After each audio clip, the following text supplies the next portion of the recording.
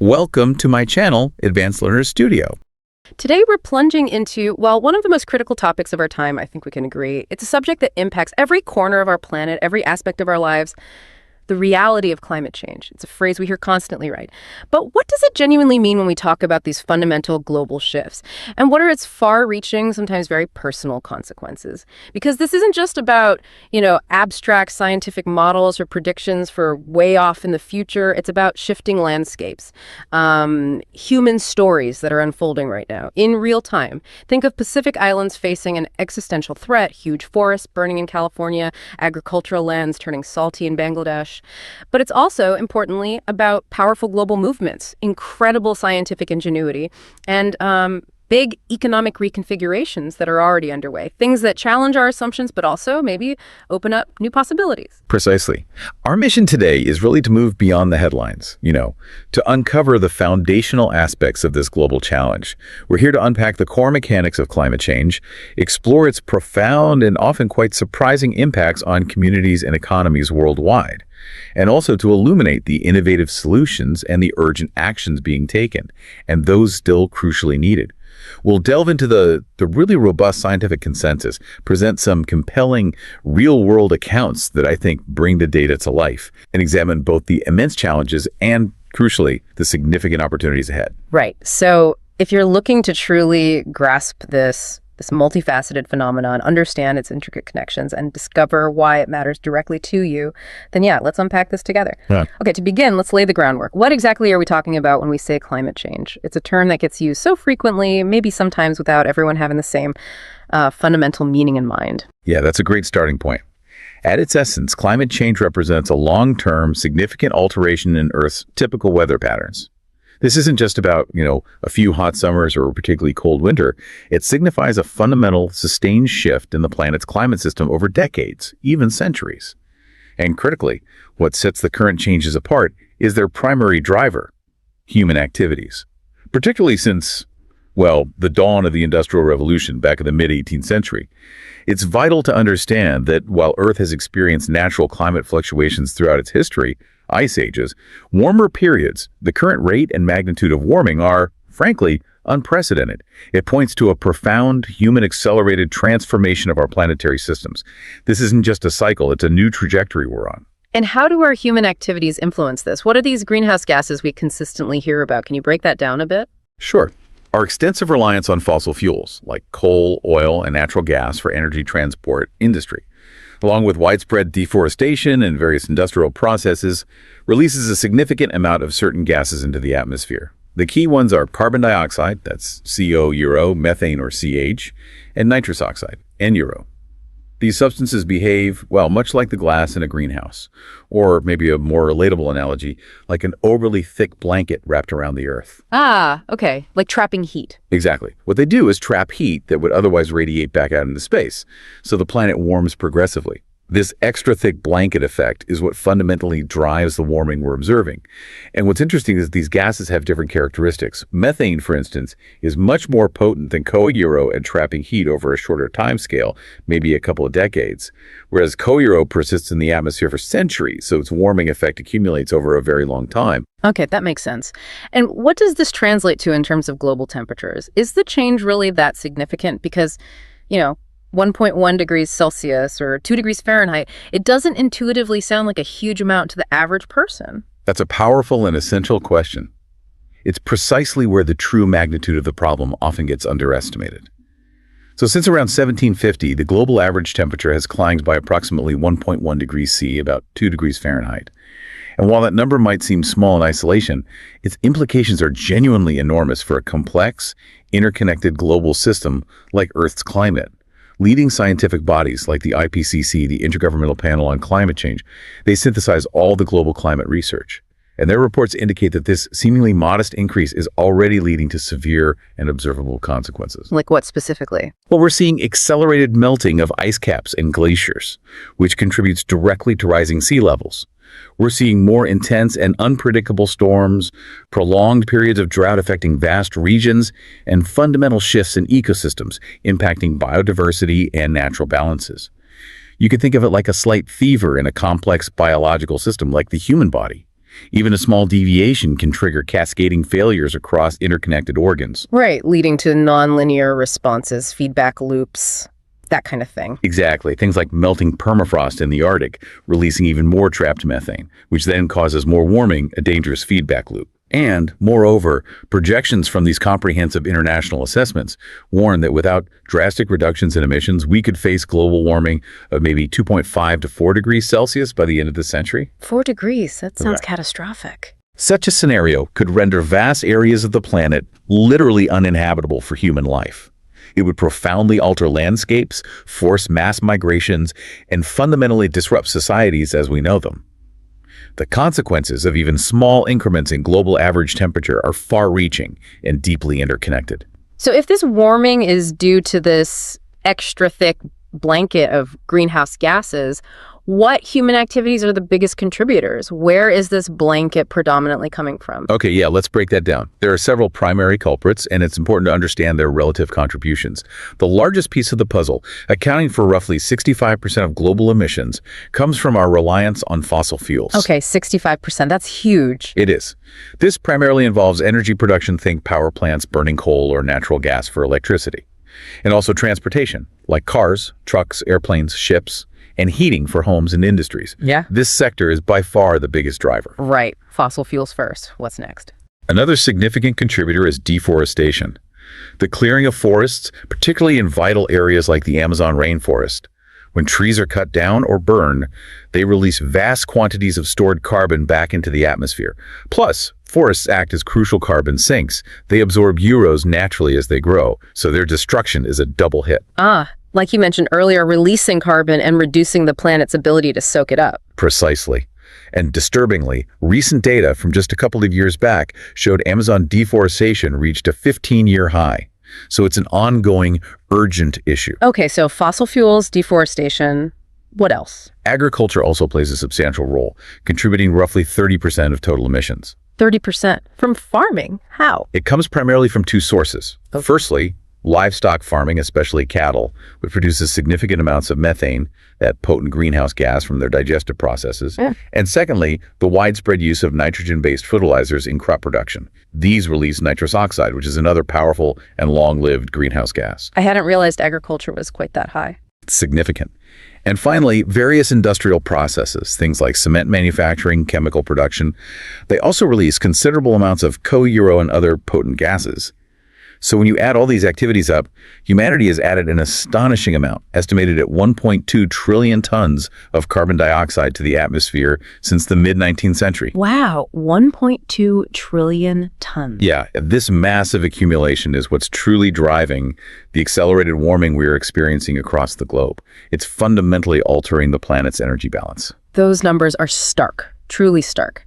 But here's where it gets particularly impactful, I think.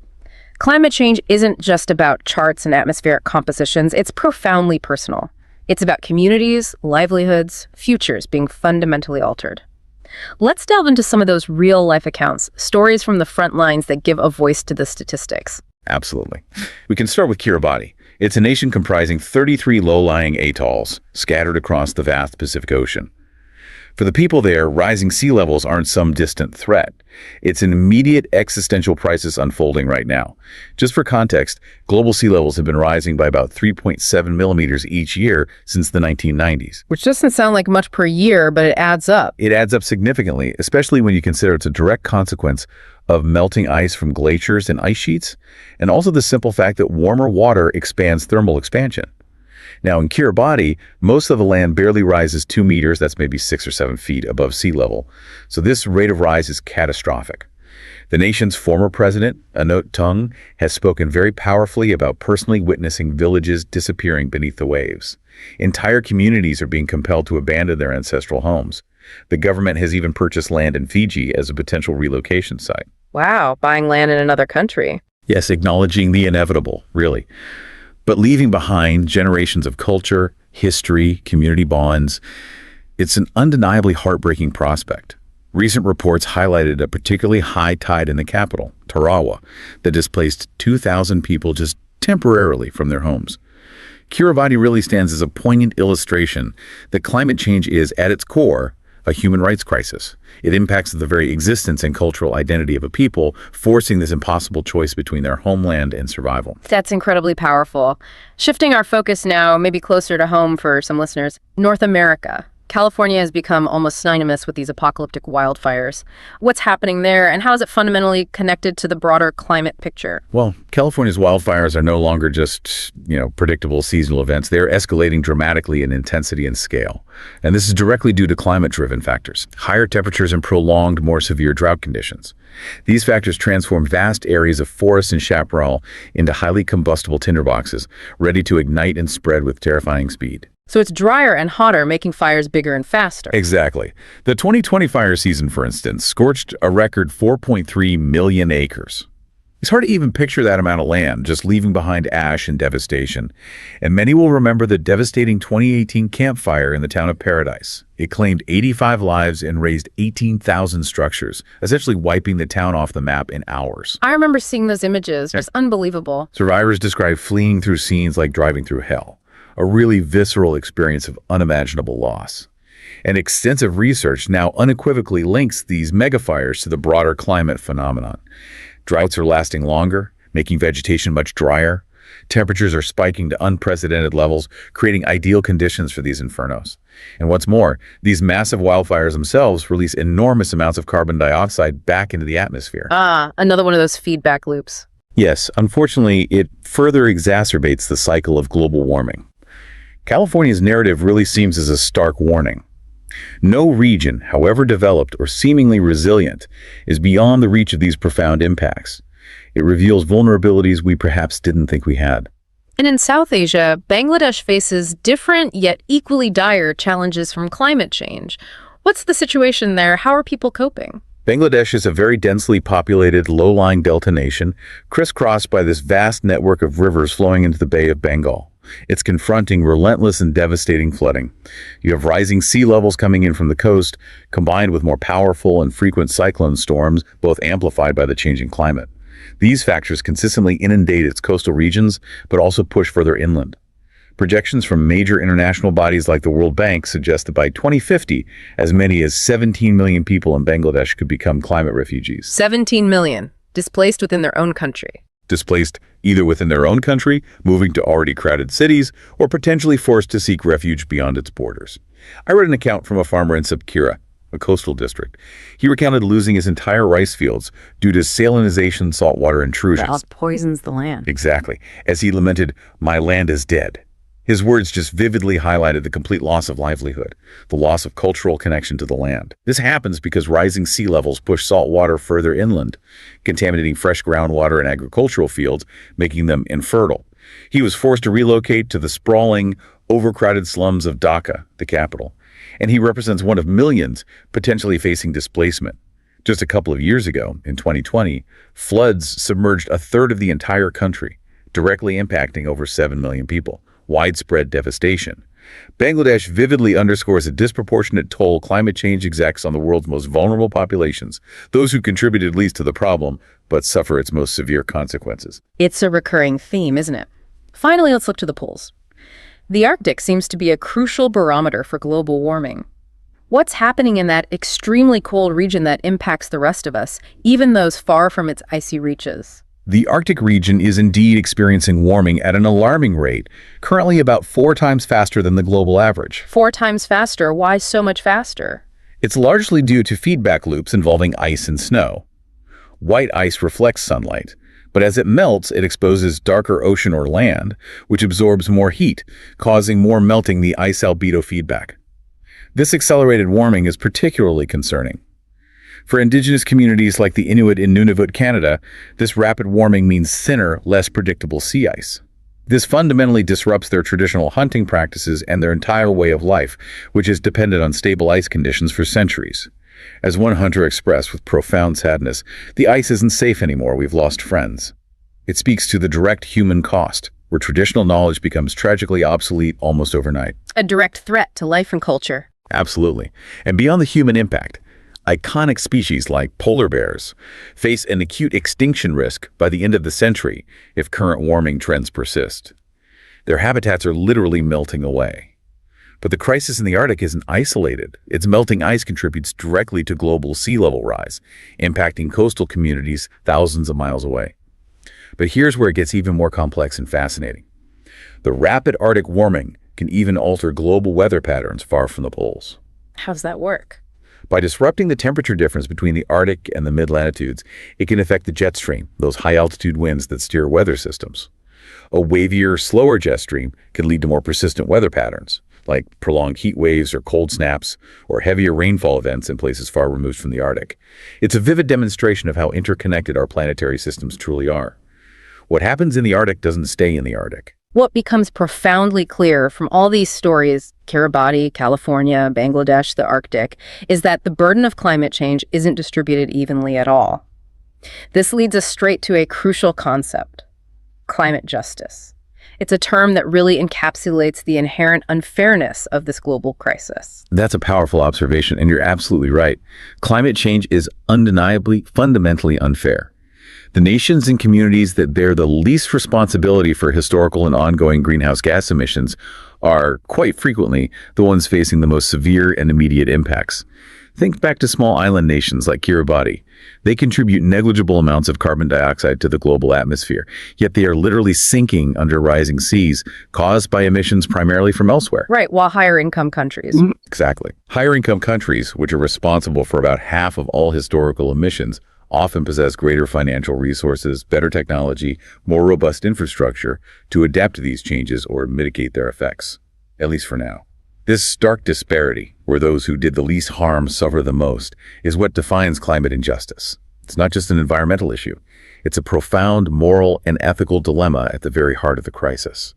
It demands a global reckoning with historical responsibility and current capabilities. And how does this disproportionate impact affect indigenous communities around the world? You mentioned the Inuit, but thinking more broadly, groups who often have these very unique, deeply spiritual and physical relationships with their land. Indigenous peoples, like the Inuit or Amazonian tribes in South America, often have cultures and livelihoods that are deeply, inextricably intertwined with their local ecosystems, sometimes for millennia. These ecosystems are now being profoundly altered by a changing climate, disrupting generations of traditional knowledge, sustainable practices, and cultural identity built around that environment. In Brazil, for example, rampant deforestation, often driven by external economic pressures, directly threatens the ancestral lands of groups like the Yanomami people. Escalating fires and droughts disrupt their traditional farming practices and their access to vital resources like clean water and food sources from the forest. A Yanomami leader powerfully articulated this connection, simply stating, "Our forest is our life." It highlights their deep spiritual and physical connection, far beyond just resource extraction. It's their pharmacy, their supermarket, their church, all in one. A very good way to put it. And despite being the guardians of some of the most vital natural carbon sinks on the planet, these vast forests, these groups contribute minimally to global emissions, yet they suffer immensely from its consequences. Their struggle is a powerful, undeniable example of climate injustice playing out on the ground. And what about the broader global south? How are these regions, often with fewer resources, less industrial history, coping with a crisis they largely didn't create? It feels like an immense unearned cost they're bearing. It absolutely is an unearned cost. Regions like sub-Saharan Africa, for instance, are collectively responsible for less than 4% of cumulative global carbon dioxide emissions, a tiny fraction. Yet they are grappling with increasingly severe droughts, devastating floods, and widespread desertification that threatens agriculture and water security for millions. In Somalia, a profound drought just a couple of years ago displaced a staggering 1 million people internally and led to massive livestock losses, wiping out the livelihoods of countless pastoral families.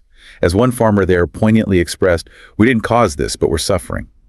This sentiment echoes across many vulnerable nations, revealing a deep sense of injustice and frustration. Understandably so. And this reality underscores a critical demand for climate justice.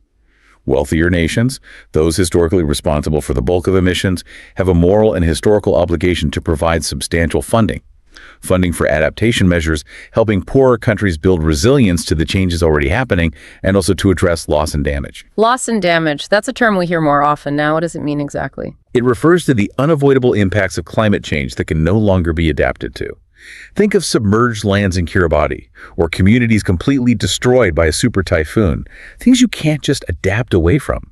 The commitment to establish a loss and damage fund was finally formally acknowledged at a major international climate conference, COP27, in 2022. It was a significant, though long overdue, breakthrough for frontline nations. The challenge now, of course, lies in ensuring that these funds are substantial, accessible, and truly meet the needs of those most affected. It's still very much a work in progress. Right. It's often the younger generations, isn't it, who will inherit this crisis most fully, who are most vocal and active in demanding change. What role are they playing? How are they making their voices heard on a global stage? They're playing an absolutely pivotal role.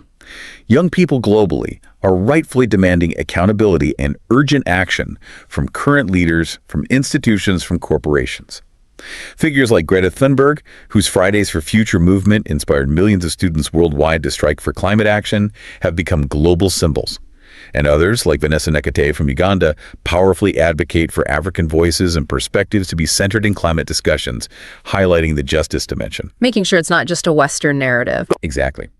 Nakate, at a prominent global summit, bluntly asked world leaders, "Why should we pay for your pollution?" A question that cuts right to the heart of climate justice, challenging the moral responsibilities of the world's biggest emitters. And this youth activism isn't just talk, it's translating into real-world impact. We're seeing legal successes like a 2021 youth-led court case in Germany that successfully compelled the government to adopt stricter, more ambitious emissions targets. They are shaping the narrative, challenging the status quo, bringing moral clarity, and demanding a livable future with undeniable urgency. Their persistence is a really powerful force for change. Okay, so beyond the profound human toll and the vital question of justice, climate change is also proving to be, well, an economic wrecking ball. The costs are truly staggering, touching everything from damaged infrastructure to disrupted supply chains, even impacting global financial markets. What does this look like in real terms? The sheer financial outlay just from extreme weather events is immense, and it's growing rapidly year on year. Between 2010 and 2020 alone, such events cost the global economy an estimated $1.5 trillion. $1.5 trillion, just in a decade. Yeah, and that's likely an underestimate. To put individual events into perspective, Hurricane Ida in 2021 caused an estimated $75 billion in damages in the United States alone, hitting multiple states. And the devastating floods in Pakistan in 2022, which submerged a third of the country, as we mentioned, carried a price tag estimated at $30 billion by institutions like the World Bank.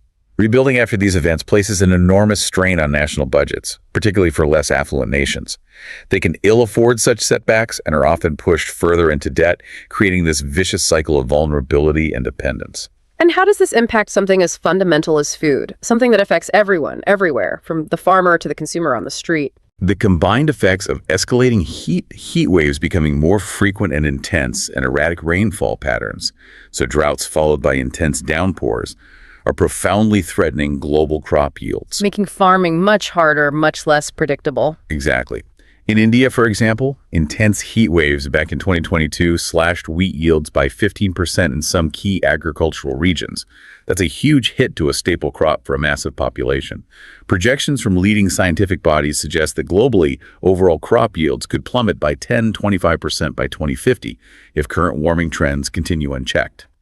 This, in turn, inevitably drives up food prices, which disproportionately affects low-income households who spend a larger percentage of their income on food. And as we've witnessed historically in some regions, sharp rises in food prices can even spark social unrest and instability.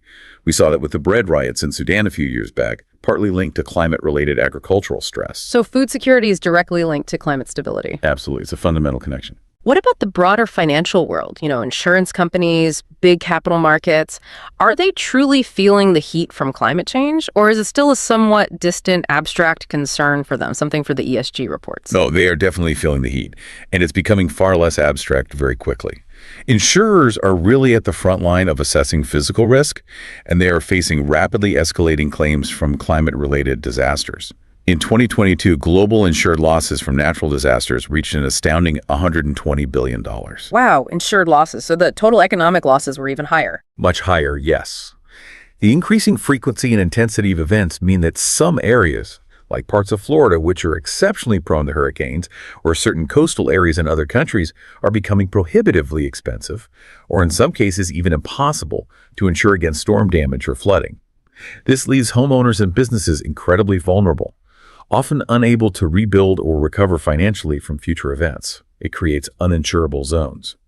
And broader financial markets are also feeling the tremors.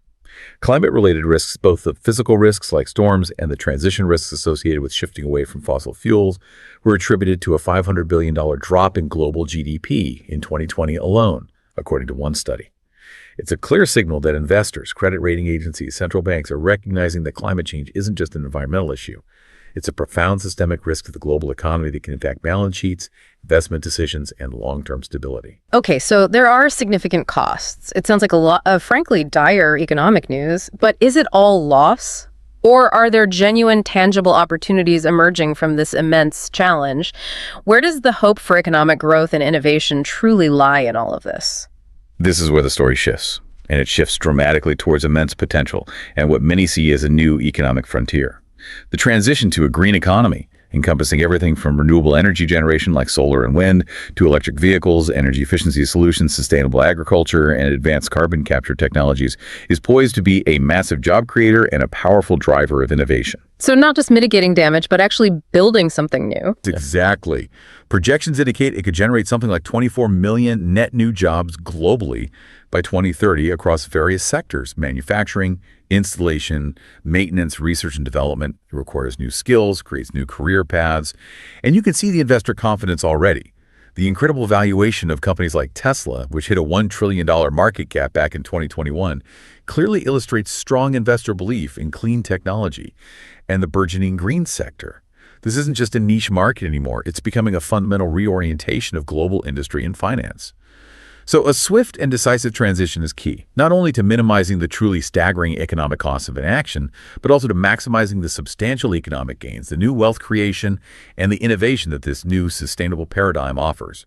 It's a profound opportunity for innovation, enhanced economic resilience, particularly by reducing reliance on volatile global fossil fuel markets and long-term sustainable prosperity. So the economic pivot is evident, the potential is there. Now let's talk about the practical tools at our disposal. Technology is often presented as a potential game changer in the climate fight. What are the most promising innovations that are either available now or rapidly developing on the horizon? Renewable energy is undoubtedly at the forefront, and its progress over the last decade or two has been nothing short of revolutionary, really. Solar and wind power have seen incredible advancements in efficiency, meaning they generate more power from the same resource, and crucially, dramatic cost reductions.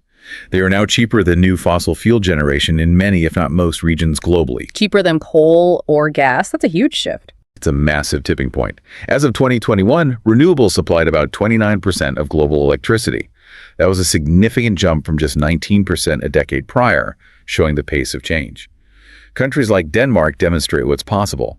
They now derive over 50% of their electricity from wind alone, showing how a modern, industrialized economy can integrate high levels of variable renewables.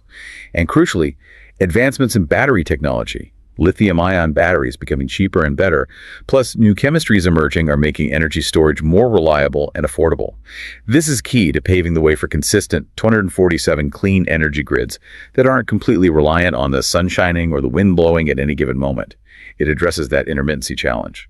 Right. Storage is the key enabler for renewables. What about capturing emissions directly, either from big industrial sources or even straight out of the air? Is that feasible, or is it still largely theoretical and super expensive? Yes, carbon capture technologies are definitely part of the conversation. There are basically two main types.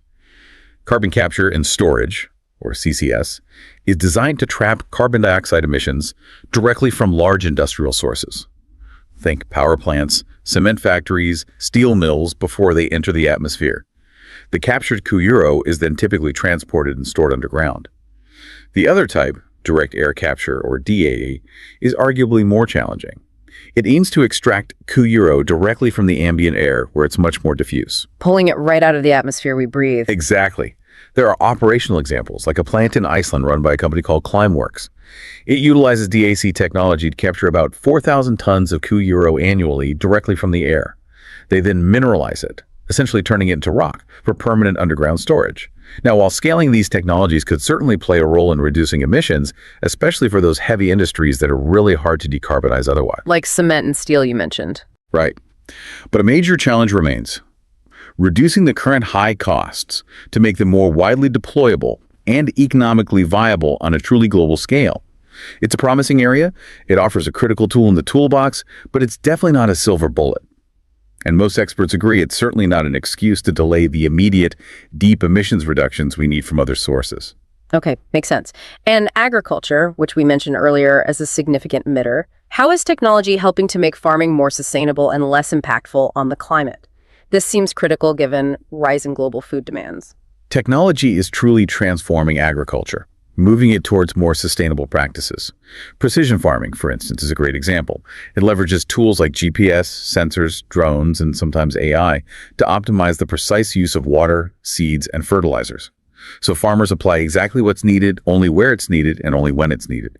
This substantially cuts down on waste, reduces emissions from excess fertilizer use and runoff into waterways, and conserves precious resources like water. Smarter farming, basically. Exactly.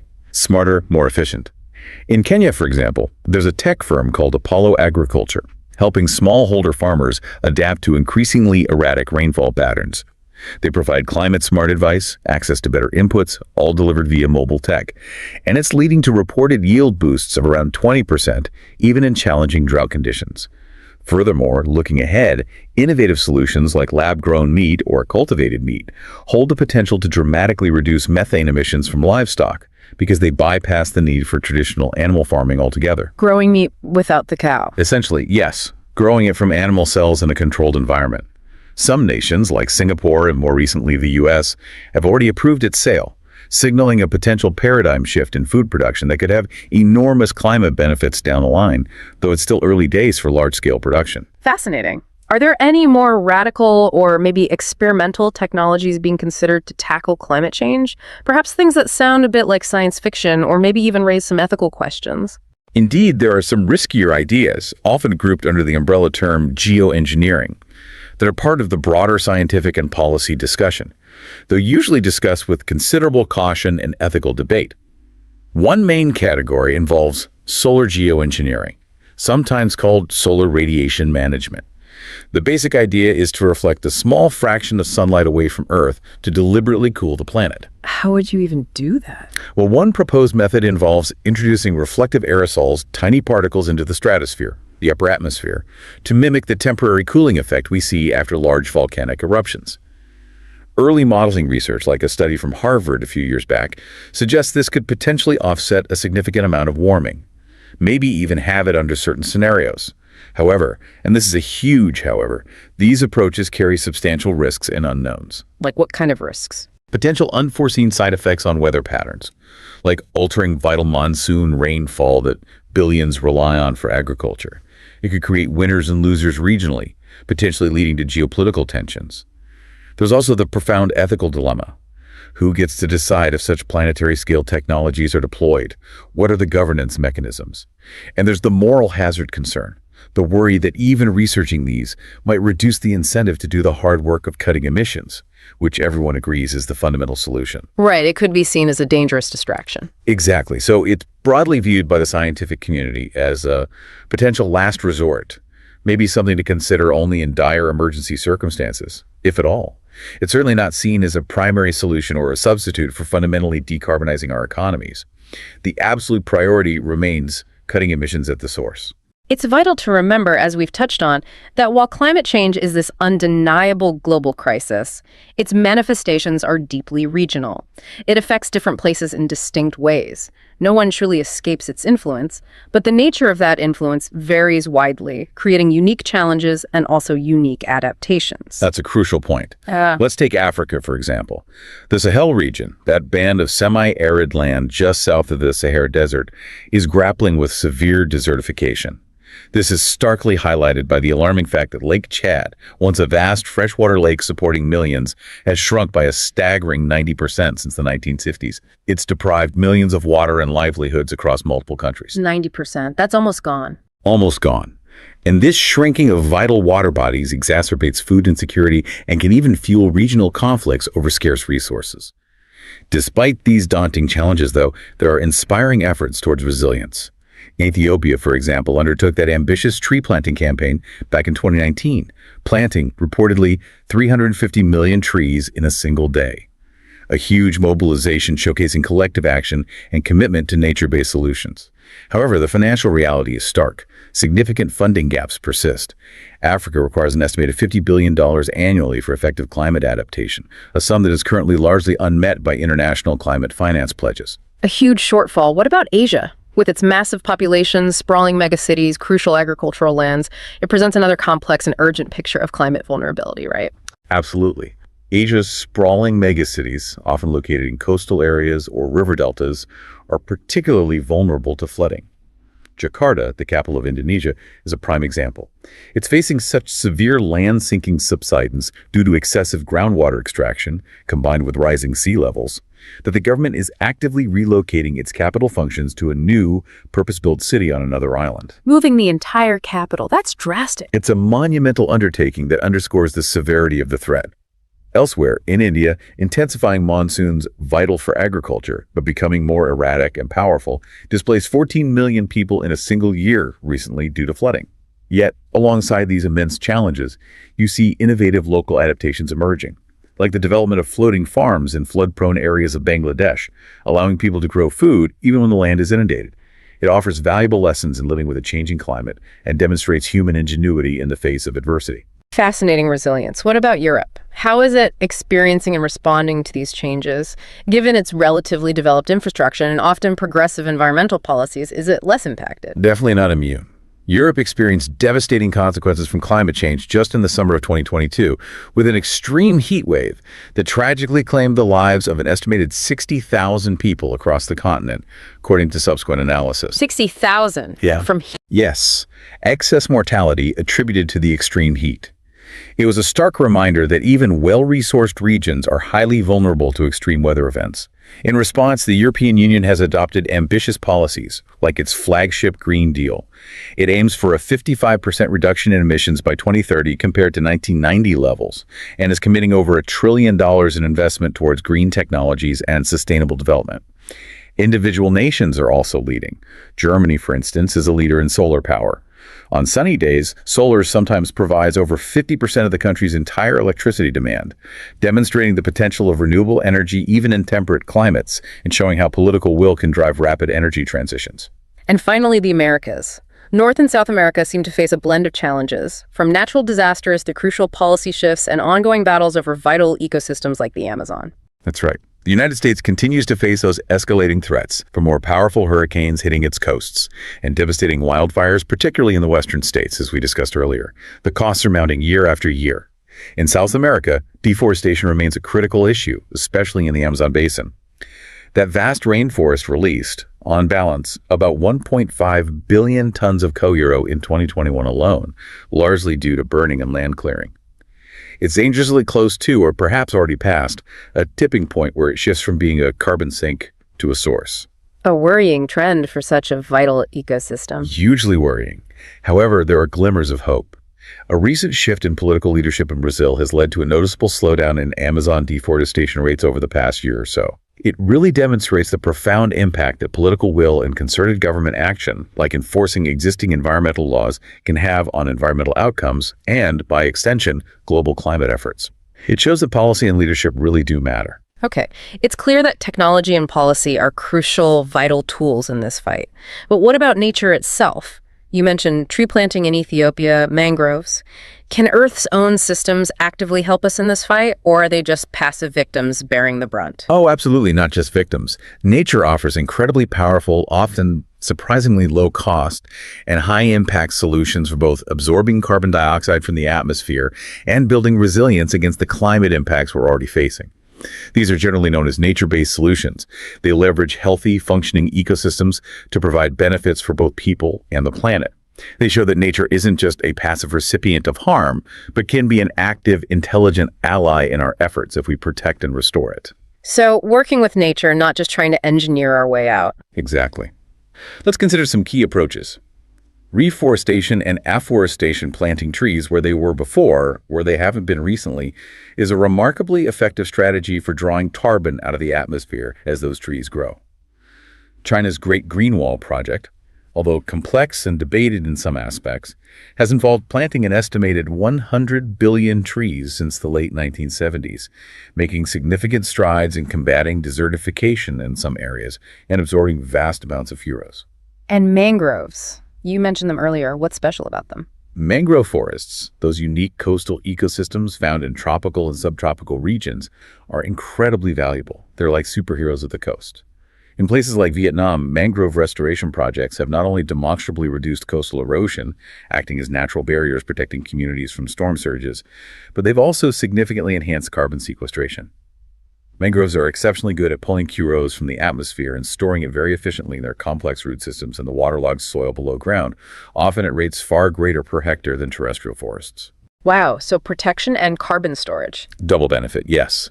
And then there's regenerative farming, which focuses on improving soil health through practices like cover cropping, no-till farming, and integrating livestock differently. Healthy soil can store significantly more carbon. In Australia, for example, initiatives around carbon farming aim to boost the ability of agricultural soil to sequester carbon, while simultaneously reducing farm emissions, creating healthier, more resilient land, and contributing to climate mitigation. And beyond these specific projects, there's a broader, overarching goal outlined in key international agreements, like the UN Convention on Biological Diversity. That goal is to protect 30% of the planet's land and oceans by 2030, the 30 by 30 target. 30% by 2030? Yes. Achieving this ambitious target could potentially have extinction risks for species, but also dramatically enhance Earth's natural capacity to store carbon in forests, wetlands, oceans, and soils.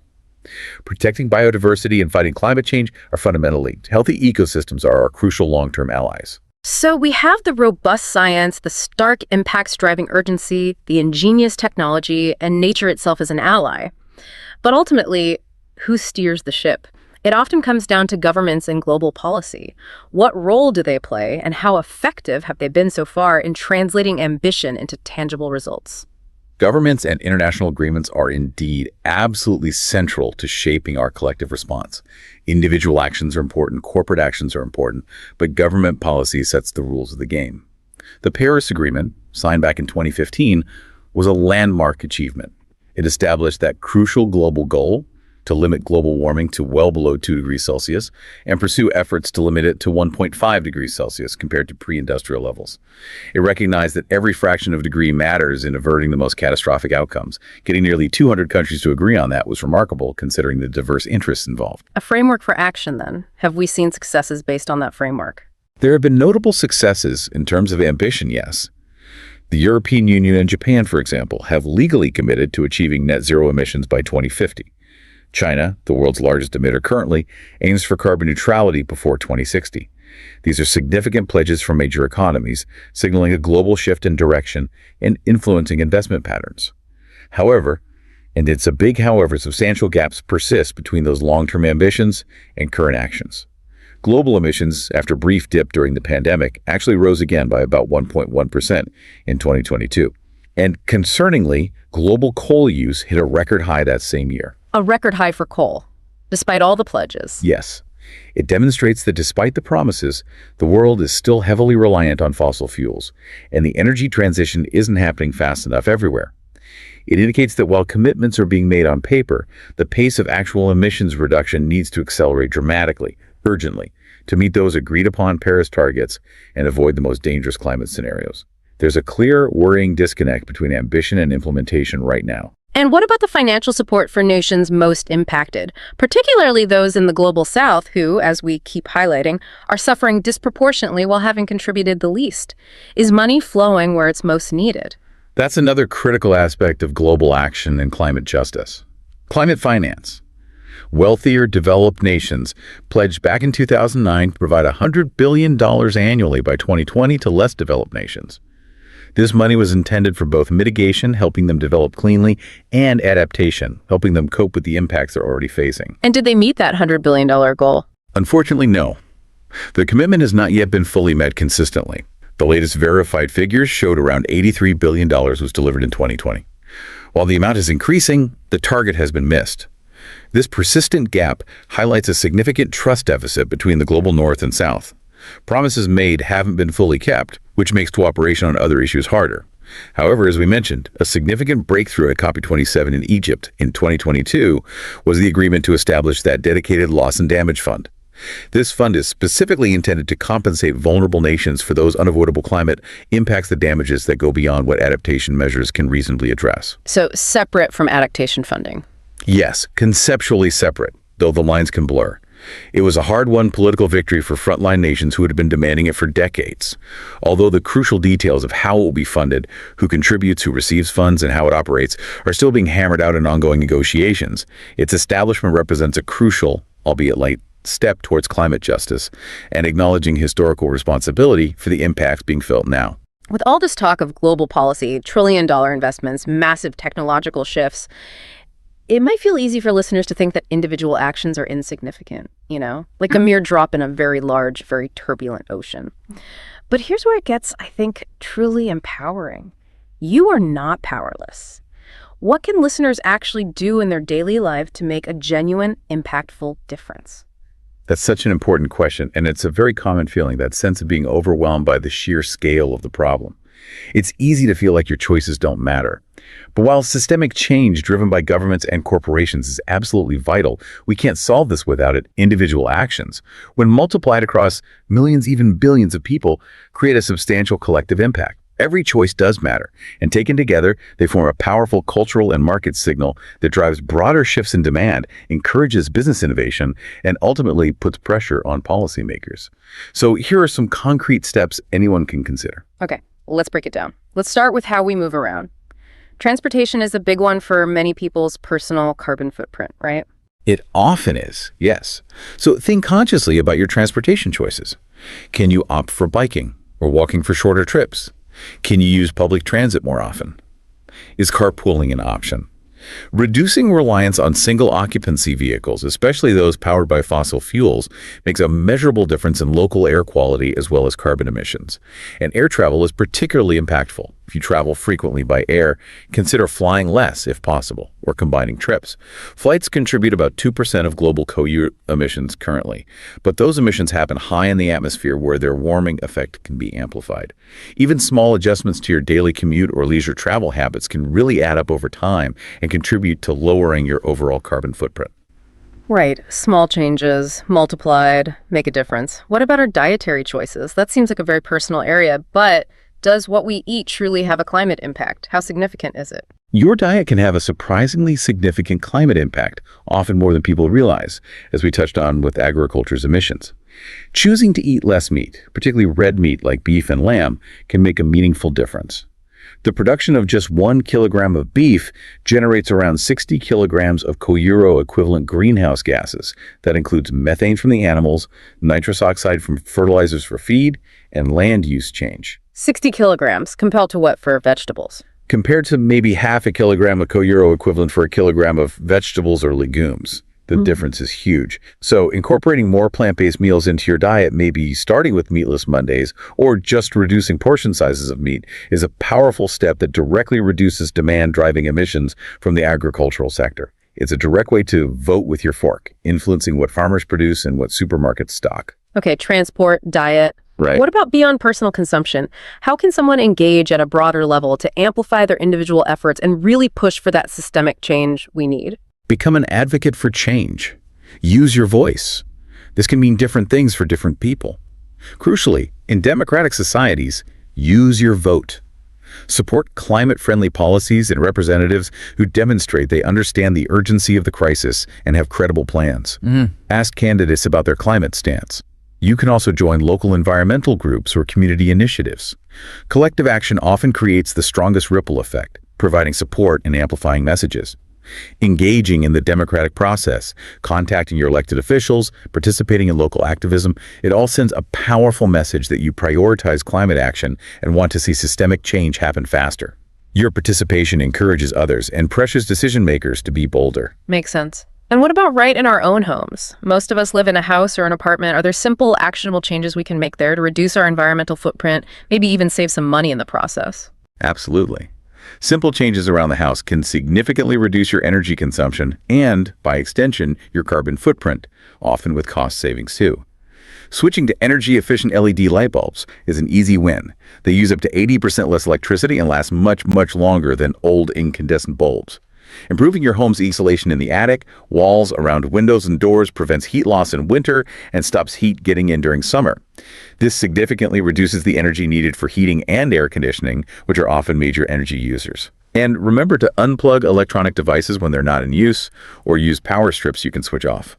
Many devices draw small amounts of phantom power even when turned off. That vampire power drain. Exactly. These small adjustments might seem minor individually, but cumulatively they reduce demand on energy grids, which are still often heavily reliant on fossil fuels. Less demand means fewer emissions and often lower utility bills for you. And remember, the power of all these actions, transport, diet, advocacy, home efficiency, truly scales up when millions upon millions of individuals make these conscious choices. It creates a powerful ripple effect across society. It shifts cultural norms, drives demand for sustainable products and services, encourages businesses to innovate and offer greener options, and ultimately provides the social license and political pressure for governments to adopt more ambitious climate policies. Your choices really do matter in that bigger picture. Well, this deep dive into the reality of climate change, it can feel quite daunting, can't it? We've explored sinking nations, raging wildfires, immense economic costs, the challenging realities faced by vulnerable communities around the world. But we've also seen, I think, the extraordinary grit of humanity, the incredible ingenuity of science, and the undeniable power of collective action when people come together. Absolutely. From Kiribatis's determined fight for survival and cultural preservation, to California's communities rebuilding after devastation, Bangladesh's innovative adaptations to living with floods, and the Arctic community's resilience in the face of bewilderingly rapid change, the human spirit perseveres and finds ways to adapt. And science offers us powerful tools. Transformative renewable energy getting cheaper by the day, promising carbon capture technologies for hard-to-abate sectors, and harnessing the intrinsic power of nature-based solutions that work with the Earth's own systems, not against them. And let's not forget the unstoppable force of youth activism. From global figures inspiring millions to countless local organizers making tangible change in their own communities, it's a testament that profound change isn't just possible. It feels imperative, maybe even inevitable, driven by that generation's demand for a future. Leading scientific bodies like the IPCC are very clear. They urge us to have global emissions by 2030, that's less than a decade away now, to keep the most dangerous warming scenarios at bay, particularly that crucial 1.5 degrees C limit agreed in Paris. That's an incredibly ambitious goal, certainly. It requires unprecedented global cooperation and speed. But if history teaches us anything, it's our remarkable capacity as humans to pivot rapidly in the face of grand challenges. Think of wartime mobilizations that transformed entire economies almost overnight, or the successful international efforts driven by science and policy to repair the ozone layer in just a few decades. We can do big things when we decide to. This journey, this transition, it starts with all of us. Governments setting the direction, businesses innovating and investing, communities organizing and adapting, and you, the individual, making conscious choices and demanding action. So the critical question that remains, perhaps, for you, the listener, to consider is this. What role will you play in shaping the next chapter of this unfolding story? How will you choose to engage with this defining challenge and opportunity of our time? Thank you so much for joining us on this deep dive. We really hope this exploration has given you a clearer, perhaps more nuanced understanding of the immense challenges, but also the real opportunity that lie ahead. Until next time, keep digging deeper. Welcome to the Deep Dive. We're here to cut through the noise, get straight to the insights you need to be really well informed. Today, we're plunging into a global challenge. It touches, well, everything, from the food on our plates to the stability of our economies. It's a topic that can feel huge, maybe even overwhelming, but understanding it is just crucial for navigating what's ahead. We are talking about climate change, that long-term, human-driven shift in Earth's basic weather patterns. It's complex, it's urgent, and it's driven mostly by what we humans have been doing since the Industrial Revolution. Our mission today, we're drawing from climate change, a global imperative. The goal is to pull out the most important nuggets of knowledge. Think of it as a shortcut, so you can be informed without getting, totally bogged down. And it really couldn't be more timely, because while some of the numbers we'll talk about, they might sound small at first, the impacts, they're anything but modest. A key thing to grasp is just how interconnected Earth systems are. Seemingly tiny changes, they don't just add up linearly, they can have these profound, sometimes unexpected ripple effects right across the planet. We're going to explore what that actually looks like. Okay, yeah, let's unpack that. The material we're looking at highlights this central fact: a 1.1 degrees Celsius rise in global average temperatures since the Industrial Revolution started. Now, 1.1 degrees, to a lot of people, that probably sounds, well, kind of minor. Doesn't immediately scream global crisis. So how can what seems like such a small average number trigger these really severe, widespread outcomes we're seeing? Right, it's a great question. That 1.1 degrees C isn't just like a gentle warming. It acts more like a systemic shock. It triggers what scientists call non-linear responses. Think of it like a slight fever in a really complex system, your body maybe. It's not just 1 degree hotter. It's enough to mess with the balance of everything. Ocean currents, atmospheric pressure. Yeah. It can reroute weather patterns in ways we're still trying to fully grasp. It's less a gradual dial turn, more like pushing a complex machine past a critical point. So this modest-sounding rise, it's speeding up ice melt. It's leading to more frequent and intense extreme weather events all over the world. And it's activating these really critical feedback loops, like a permafrost thaw in the Arctic. That permafrost holds vast amounts of methane, which is a greenhouse gas, much more potent than CO, at least in the short term. As it thaws, it releases that gas, warming, which melts more permafrost. That's a vicious cycle. Exactly. It really highlights the extreme sensitivity of these interconnected systems to what look like small changes. And that's why the scientific community is so clear about needing to limit warming to 1.5 degrees C. Every fraction of a degree genuinely matters. Okay, so it's not just the number, it's the destabilizing effect. Got it. Yeah. If these are human-driven changes, who are the main culprits? What are the biggest drivers of the emissions causing this warming? Yeah, looking at the big picture, the sources are pretty clear. The report points out that burning fossil fuels, coal, oil, gas, accounts for a massive 65% of global emissions. 65%. What? It's huge. Then you have deforestation, which is also significant. Cutting down forests removes those vital carbon sinks, nature's way of absorbing co-euro. And agriculture plays a really substantial role, too, about 30% of emissions. 30% from farming. Yeah, mostly methane from livestock, yes, including cows, that's a big part of it, and nitrous oxide from fertilizers. Yeah. It's not just what we eat, but how we produce it. And finally, various industrial processes add to the mix as well. It's also important to remember, like I mentioned with methane, that different greenhouse gases act differently. Methane traps a lot more heat quickly, but breaks down faster.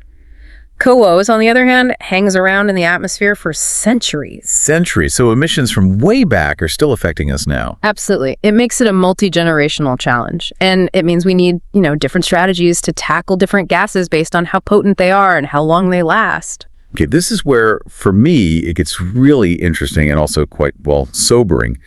The source material really emphasizes that climate change isn't just environmental, it's deeply about justice. It hits some people way harder than others.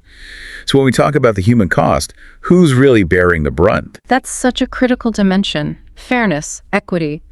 The stark reality is that the communities contributing the least to the problem are often the ones facing the most devastating consequences. We're talking about vulnerable nations, often developing countries, and indigenous peoples. Many have incredibly low carbon footprints per person.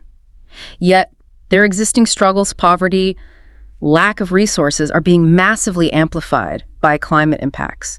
Their homes, their ways of life, even their cultural identity are under direct threat. These examples really bring home the human tragedy, especially for those least responsible. Can you give us some specific examples from the source to illustrate this? Sure. The report has some really powerful case studies. Think about Kiribati. It's a low-lying island nation in the Pacific. Rising sea levels literally threaten its existence. People are facing forced displacement, losing their ancestral lands, their culture. It's heartbreaking. Makes you really question what home means when the land itself disappears. On a map. Then look at California. We've all seen the news. Climate change is fueling these incredibly intense wildfires. Hotter, drier conditions create this destructive loop. The fires release more greenhouse gases, which makes things worse. Right. In Bangladesh, another very vulnerable place, rising seas are causing salinization. Salt water is creeping into farmland and drinking water sources, makes it impossible to grow crops or even get safe water. Contaminating their fresh water and soil. Exactly. And up in the Arctic, indigenous communities depend on stable ice and predictable seasons for hunting, fishing, travel, their entire traditional way of life. That's rapidly changing, leading to real fears of cultural erasure. So these examples, they underscore this urgent need for equitable climate finance, for real support for adaptation, helping communities cope now, and for things like the Loss and Damage Fund. Loss and damage. Explain that a bit. It's basically a mechanism, still being developed really, to provide financial assistance to vulnerable countries to help them deal with the irreversible impacts of climate change they're already suffering, compensation for harm already done. Beyond the immense human and cultural cost, there's a massive economic toll too, isn't there? What does the source say about the financial hit globally? Oh, the economic costs are staggering. The analysis points to something like $1.5 trillion lost just in the last decade. A trillion. From what? Climate-related disasters, primarily, but also disrupted food security, strains on financial markets. It hits poorer countries hardest, obviously, because they have fewer resources to cope and rebuild. And again, you see those feedback loops. Like the California wildfires, they don't just destroy property, they release more carbon, which fuels future climate change, leading to more costs down the line. It's a damaging cycle, economically, too. It's a really stark picture, no doubt about it. But humans are also incredibly inventive, right? We find solutions. So let's try and shift to a more hopeful note. What does the material say about the tools we have? Technology, nature itself. What's available for mitigation, for adaptation? Yes, absolutely. And the breadth of innovation is actually one of the most encouraging parts of this story. Technologically, we're seeing huge strides. Renewable energy, solar, wind, they're not just niche anymore. They're getting incredibly efficient. And the costs have just plummeted. They're often cheaper than fossil fuels now. Cheaper. That's a game changer. It really is. Then you have carbon capture technologies, still developing, some controversy there, but the idea is to pull CORs out of the air or from industrial sources. Sustainable agriculture is evolving fast too. Things like precision farming, using less water and fertilizer, reducing tillage to keep carbon in the soil, developing hardier crops. And then there are some more out there innovations maybe, like lab-grown meat could potentially slash the emissions from livestock. Interesting. Lab-grown burgers. Okay, that's the tech side. But what about nature? You mentioned carbon sinks earlier. Can nature itself help fix this? Definitely. Nature-based solutions are proving incredibly effective and often really cost-effective too. Reforestation is the classic example, planting trees. They literally suck CO out of the atmosphere as they grow. Simple, but powerful. Right. And restoring ecosystems like mangroves along coastlines. Mangroves are amazing. They store huge amounts of carbon, way more than many forests, and they also protect coasts from storm surges and erosion. Double benefit. So protecting nature helps protect us. Exactly. The report mentions things like China's Great Green Wall project, massive tree planting to fight desertification, and mangrove restoration projects in places like Vietnam. It shows that investing in natural capital, it helps mitigate emissions and helps us adapt to the changes already happening. Healthy ecosystems make for more resilient communities. So we have the tools, tech, and nature-based. We know the challenges. What does this all mean for global cooperation? Are countries actually working together on this? Well, that's the big political question, isn't it? We have frameworks like the Paris Agreement that set ambitious goals, aiming to keep warming well below 2 degrees Celsius, ideally 1.5. Paris goals, right. But the analysis is honest about the challenges. There are big gaps between the goals countries set and the actions they're actually taking. Implementation gaps, they call them. And funding is a huge issue, especially funding for adaptation in vulnerable countries and for that loss and damage fund we talked about. Getting the money flowing where it's needed most is tough. It's this constant, complex negotiation. Okay, so challenges remain on the global stage. But you mentioned earlier that renewables are getting cheaper. It sounds like despite the costs of inaction, there might be real economic opportunity in action. Yes, this is a really important counterpoint. The crisis absolutely presents an opportunity. The source talks about the green economy as a driver of innovation and jobs. This isn't just wishful thinking. We're talking about a major global industrial shift, moving away from carbon. And the projection's pretty compelling. Potentially 24 million net new jobs created globally by 2030. Net new jobs. So more jobs created than lost in the transition. That's the projection, yes. In areas like renewable energy installation and manufacturing, sustainable construction, energy efficiency, think about countries like Germany that have already seen massive growth in green jobs. This shift isn't just about cutting emissions, it also builds economic resilience because you're less dependent on volatile global fossil fuel markets. It's a clear signal. The future economy is shaping up to be a green one. Investing now could drive innovation and create a lot of prosperity. This is all such huge global scale stuff, though. It can make you feel kind of small, right? So let's bring it closer to home. What about individual action? What's your role, listener? Does what one person does even make a difference with a challenge this massive? It's a totally valid question, and one the material directly addresses. It really stresses the power of individual and youth action. Look, the scale is immense, no doubt, but individual choices, how you travel, what you eat, how you heat and power your home, how much energy you use, they matter. When millions, billions of people make changes, it adds up. It shifts market demand, which forces companies to change. It builds political pressure, pushing leaders to enact stronger policies. So our choices send signals. Exactly. Every sustainable choice you make, multiplied by millions, creates genuine momentum. It can really shift the narrative and the reality on the ground. And we've certainly seen that momentum building, haven't we? Mm-hmm. Especially with youth activism becoming so visible. Absolutely. The report highlights youth movements. Figures like Greta Thunberg are just the most visible part of it as being incredibly important. They've injected this real moral clarity and urgency into the global conversation. They've successfully pushed for policy changes, even won court cases in some places. It shows that grassroots activism isn't just, shouting into the wind. It's a vital part of driving systemic change. It holds power accountable. And overall, the source does end on a hopeful note, emphasizing that humanity can transform rapidly when mobilized. We have the ingenuity, the tools, the potential is there. What an incredible journey through this material. We started with that seemingly small 1.1 degree shift and saw how it rocks the whole system. We looked at the heartbreaking human costs, the economic toll, but then pivoted to the amazing range of solutions from high-tech to harnessing nature itself, and we landed on the crucial role of collective action, and yes, individual choices too. And zooming out, the core message from the source is clear. Climate change is this multifaceted crisis, scientific, ethical, economic, social. It demands urgent global cooperation, yes, but also really decisive action right where we live in our communities. It's the challenge, but also maybe the biggest opportunity for positive change. So what does this all mean for you? As the source prompts us all, it really is about thinking about your own role. How do you fit into shaping this next chapter of our planet's story? And maybe here's a final thought, something provocative to chew on, building on that economic opportunity point. Given these massive economic shifts projected for the green economy, with millions of new jobs potentially coming online, what changes do you think are most critical right now in our education systems and workforce training to actually prepare people for this huge global industrial transformation that's already starting?